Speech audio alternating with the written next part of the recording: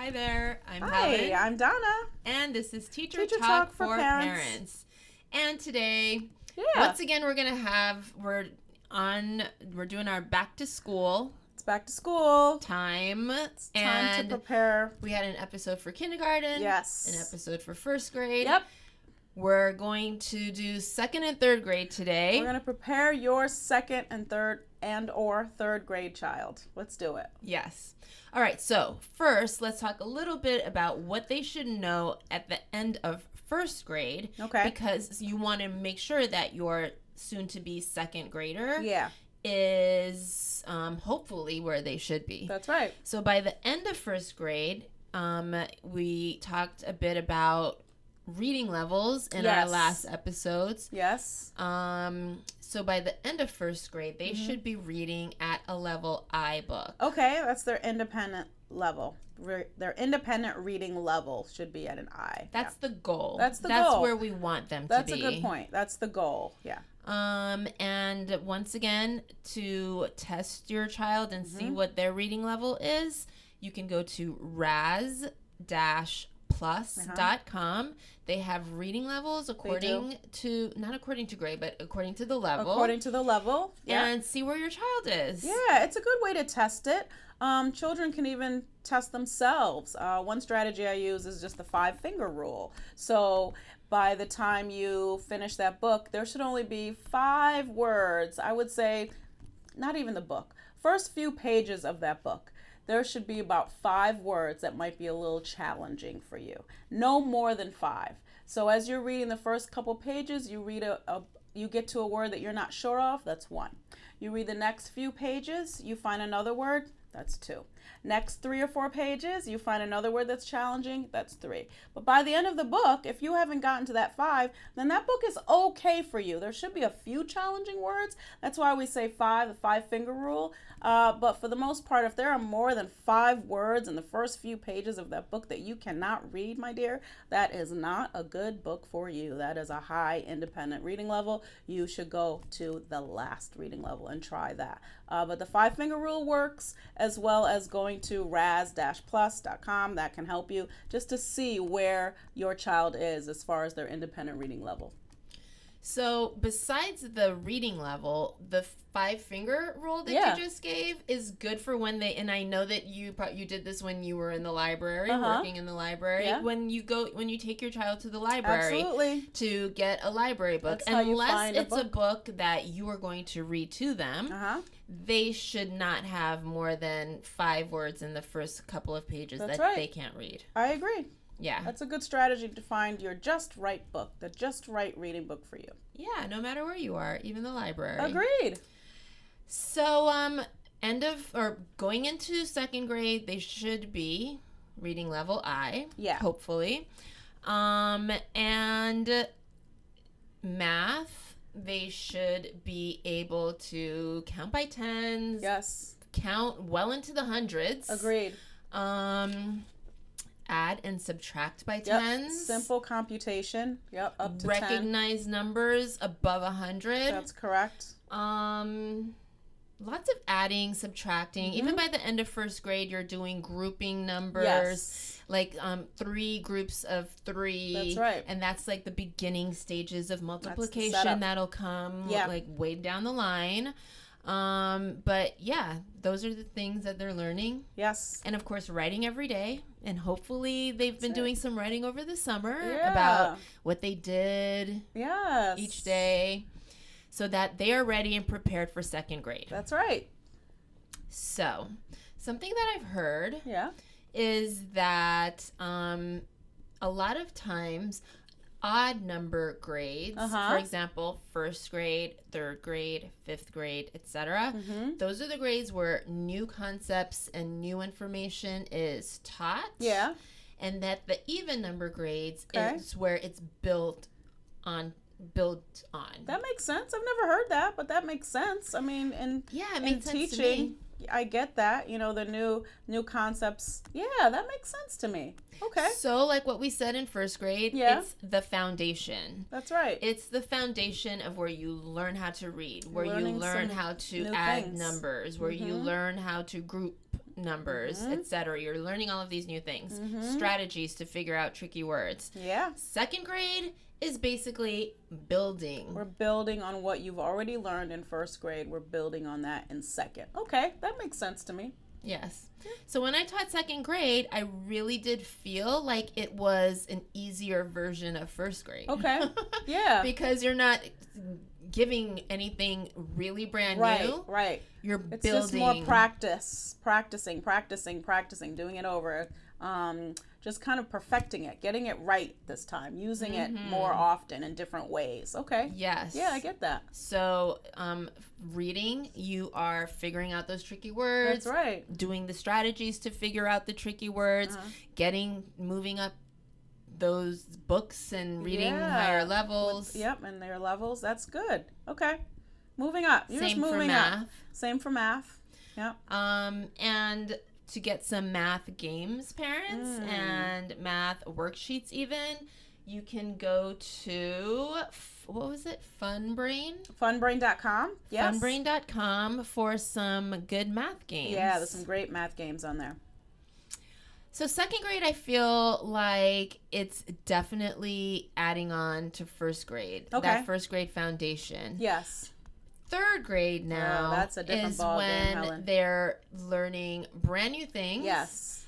And when something that I call, and that when I spoke to other third grade teachers, that they would call the change happens. Yeah. And I think that the change also happens at home. And that's pretty much when they, this is how I thought about it. They go from being like the younger ones in elementary school. Yes. And third grade is like that bump, that hump over, like going from the youngins of elementary school into the older elementary school. So by the, they're starting out in third grade kind of like still loving their teacher. Yes. Sweet. A little bit more dependent. Yeah. But by the end of third grade, they're like... Well, they're very independent. They're feeling themselves, right? Yes. They're feeling themselves in third grade. And I think, I like the way you said, parents, I think you see it too. You see how your child is a little different now in third grade. Now he has something to say now. Okay, you have a response. Okay, that's good. We're going to work on that. Oh, now you're a little... You want to share something now. Now she's, maybe doing a little extra in third grade. So and that's okay. We want them to be independent. Now it's just a matter of channeling that the way they're thinking and their leadership and how they are going about their day in a more positive way. Because I think sometimes children are not sure, in third grade they might act out just a little and they might show off a little bit. So we just want to channel that in a positive way in the right direction. But yeah, parents, they change. Yeah. More independent. It's just their independence coming out in third grade. I think more so in that grade. That's where you see it more than any other grade. That's where it changed. Yeah. And a lot of the times when I would bump into my ex-students that I had in first grade, and now they're in third grade, like that's when I'd see them in the hallways. Yeah. And definitely, They're a little different. What are you doing? What are you doing there? Like, should you be out here? Does your teacher know you're out here? You know, it's definitely they challenge you. Yeah. They challenge adults. And it's because they're working it all out too. They're I'm defending the children. They're working it all out. So they're trying to figure out, okay, but I don't think that way, but I don't see that, but I don't want to do that.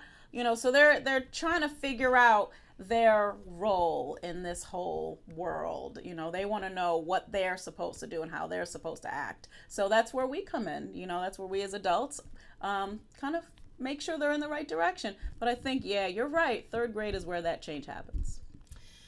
And another thing that could happen is that they go from maybe participating at home and in class to being more quiet or not wanting to have a conversation with you or chat or it's true. I don't know. What did you find in the classroom for third grade? Yeah, I agree that some children in the acting out, some children may not want to participate. So that's their way of not every child is acting out. So they might not show how they're learning and growing in their independence through doing something negative. It could be not doing anything, becoming quiet. Exactly. So they more inward. Yeah, that does. Again, obviously it happens. It's different. It happens to every child, but it's different for every child. So they might be more outgoing or they might be less outgoing. It just really depends. But yeah, I think in third grade, I definitely saw more of their personality. It definitely came out in third grade. And that was always interesting to see because you never quite knew how it would come up, with certain kids. You don't know. Sometimes they might be really outgoing first few weeks of school and all of a sudden they're a little different. They kind of come into their own, I think, in third grade. How many years did you teach third grade? Third grade was it 4 years? I think it was 4 years in third grade. In a row? Yeah. Oh, wow. Okay, so you are the expert because parents, I never taught third grade. Yeah, that was fun. Yeah. So my reading levels fell, so I'm going to bend down All right. again. Yeah, okay. I mean, I did enjoy that grade.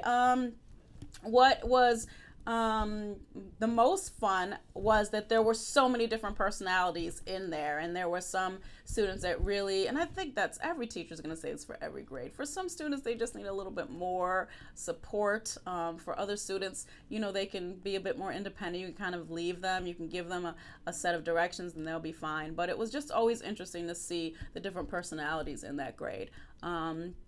And, there were a couple years there that there were some students that really needed some help. And it was that grade that I realized, okay, this child actually needs extra support that maybe I can't give. That's true. Yeah, that was the grade. A lot of times in the younger grades, kindergarten, first grade, maybe even second, they're still thinking, oh, well, they'll grow out of this. Yeah, you're not sure. Or they're not right. And you're just not sure. In third grade is the year. Kind of realize things. Yep. All right. This kid needs some different kind of resources that I don't have, that I don't know. So I need to step it up and go to the next level, giving him an IEP, an individualized education plan, getting him the sources he needs. Maybe he needs a special education teacher to come in and just kind of support him. You don't know, but that's the grade where you're trying to figure that out. If that child is in need of some support, then different kinds of tests and assessments happen. But third grade is the year of all kinds of changes, including more support. Yes. Okay, so back to academics. Yeah. At the end, I had to get my reading levels there because by the end of second grade, they should be reading level M. Okay. As in Mary. Yes. And so they're going into third grade at level M. And from what I can remember, that's the beginning of chapter books. Correct. Like Frog and Toad. Exactly. Yep. That's a fun favorite one. Yeah, so those are the emergent readers, the beginning readers, where they will find I think it's M that has those mini chapters. So the font will not be as big as maybe you saw in those pre-primer or primer books. Now the font is going to be just a little bit smaller. They still have pictures, but absolutely. The pictures are smaller. The pictures are smaller as well. And there's just more words on that page, and you're going to have some chapters, some easy chapters. The chapters might be 4 or 5 pages long. Mm-hmm. So it'll be chapter books, easy early reader, emergent reading, and these students are reading chapter books, but they're very simple text. So the text is not as challenging. But yeah, they're getting into those chapter books, which is great because now a whole different world has opened up to those readers, and it's very exciting because they can hear, like you said, Frog and Toad. These characters are a bit more. There's a lot going on with these characters now. They're introducing new characters, and they're having all kinds. It's not just one problem. Now they're having a couple problems, and they're having different. Talking. Yes. So when you read, they're having dialogue. When your child reads, they should change their voice according to how the character is feeling. That's right. What the character is saying. Yeah. So you're not just reading in the same tone throughout the entire book. Your voice has to change when the character's mood changes. That's right.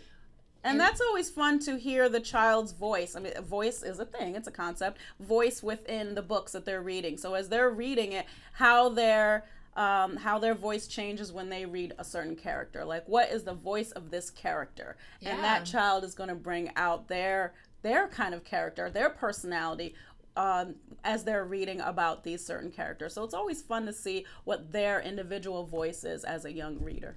Yeah, and just what's it's like they're thinking more deeply about being the characters if they are acting out. That's So they're reading, and it's kind of like they're acting out the story. That even makes them understand it. That's right. Better. Oh, and that's where the connections come in. So there's text to self, text to text, text to world connections. And these text to self connections are really good because as they're reading the book, they can say, oh, I have a brother too. Or, oh yeah, I remember going to that place too. Or and when so they felt that way. That's right. So they'll have a connection to that character, and that brings about great conversations.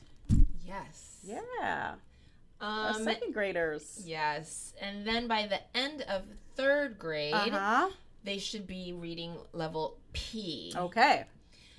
Now level P, from what I can remember, do you remember any level P books off the top of your head? I can't, unfortunately. Definitely, they might be even getting into chapter books without pictures. Correct. So, and the font is smaller. And there's just more pages in that chapter book. So yes, you're correct. If there will be some pictures in there, they'll be small.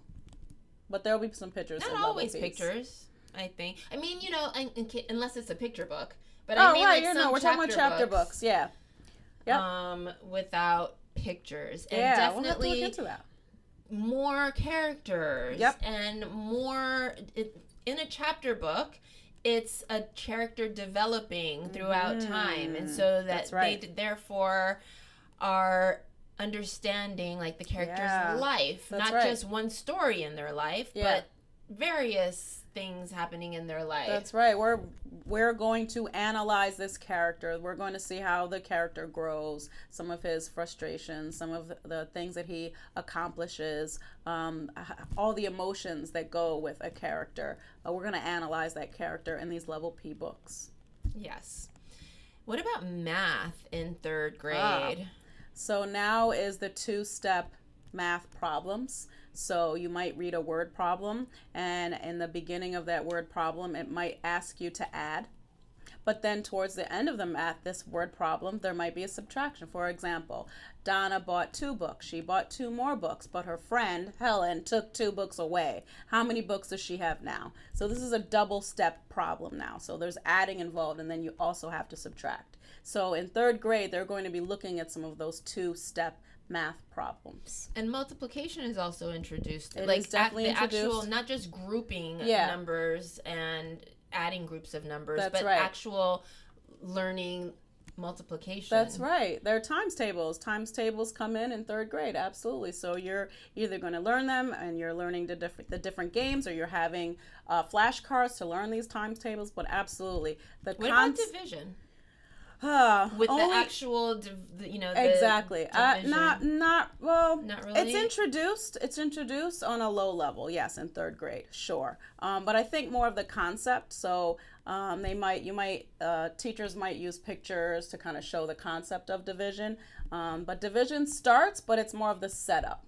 Honestly, I remember even in first grade, the concept of division. Absolutely. For example, you give them 6 cubes. Yeah. And how you introduce it is how many groups can you put, equal groups can you put those 6 cubes in? That's right. So even in first grade, they have the idea of division, and then it's built upon in second grade, and then even more so in third grade, until finally, boom, like here's your straight out division problem. Yes. Let's rewind and think about what you've been learning. But it's all building. That's why grouping happens so early.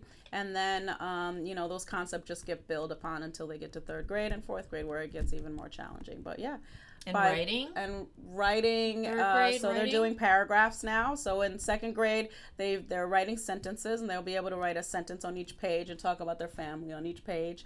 But by third grade now, you're writing paragraphs. So you're writing 3 paragraphs or maybe even 5 paragraphs. The common 5 paragraph essay is done in 5th grade. But intro, definitely correct. Body. Yeah, that's more of a 4th grade concept. But in third, depending on how advanced you teachers are, okay.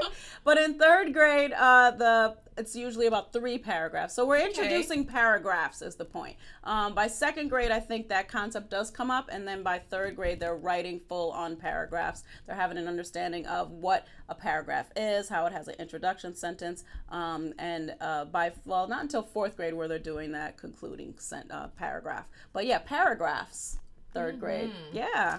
Okay, let's talk a little bit about school supplies. I love it. What to buy? This is a very important topic. School supplies. Because in the younger grades in elementary, kindergarten, 1st, 2nd, 3rd, once those school supplies come into the classroom, they get to keep a couple pencils, a couple of their box of crayons, and however, a lot of the things become community items that teachers kind of keep in the beginning of the year, and then we dole it out throughout. When it's needed. Yeah, those big bags of supplies. Thank you, parents. So necessary, Thank you. Needed. Those we bags love that you so much. Those bags that you're bringing, thank you. Yes. When you give them to us, pre-K, kindergarten, 1st, 2nd, and 3rd grade, when you're bringing us those bags, we're not taking them home. What we mean by keeping is that we're locking them up. We're putting them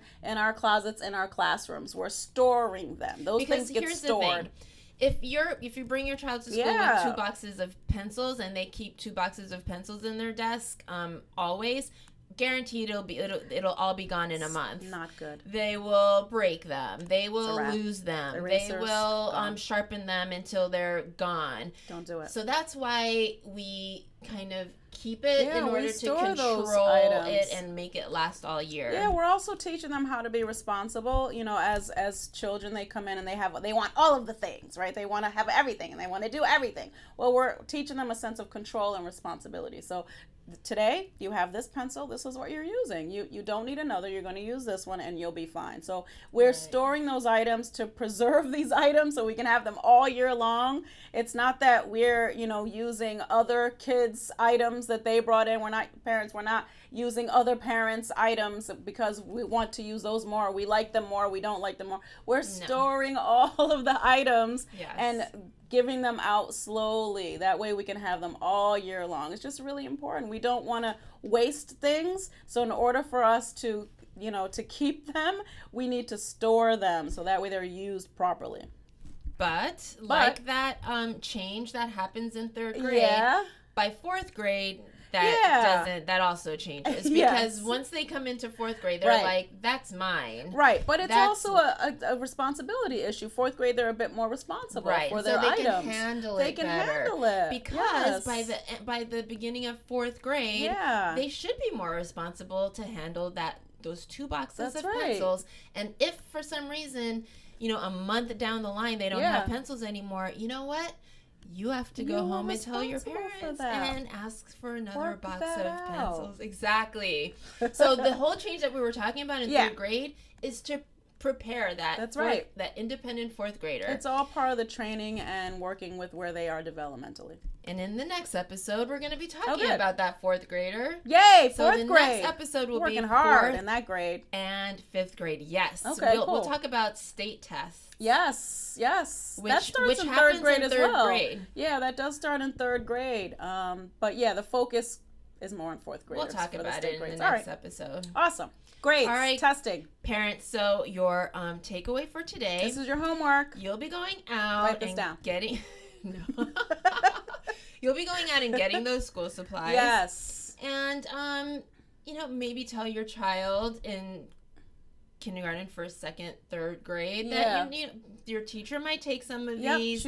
we're sharing. You're a community. You can still write the name on your name on the box and on the pack of papers and on the crayons. Yes. Definitely. Yes. We love that actually because yeah, that's we want to see which supplies belong to which child. What we got, we want to be able to, so definitely write the name, but just let them know, no, you're not going to put this entire pack of paper inside of your desk. Like your teacher might collect some. That's right. And we're sharing. We are a community. When you go in your classroom, you are sharing. You are a family. Your class is like your family, so you are sharing. You're going to have this conversation. Prepare them for that, because I think some students, when they see the teacher taking their pencils out and putting them somewhere, they get a little nervous. So it's a good time to prepare them. Your teacher is going to take your pencils, but she's not taking them home. She's storing them, and we're going to share them with the family. Yeah, we're all sharing. Yeah. Okay. All right. So next time, 4th and 5th grade parents. See you then. Bye.